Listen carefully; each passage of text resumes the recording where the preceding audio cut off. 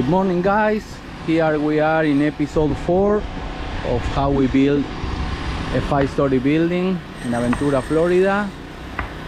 I'm doing an update.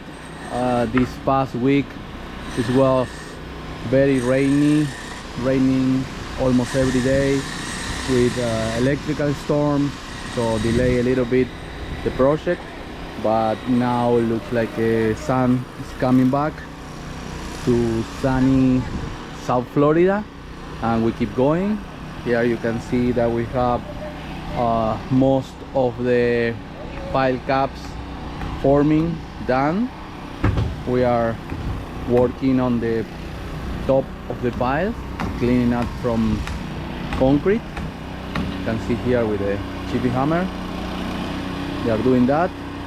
As you can see, it's difficult to work with all the water that it was left after the rain, but we keep going.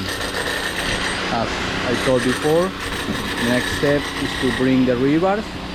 That also we have some delays because of material shortage, especially in the rebar, but we are on track to keep going, and as soon as we have the rebars in place, we'll be able to pour the concrete to form the cast, the pile caps and the siding.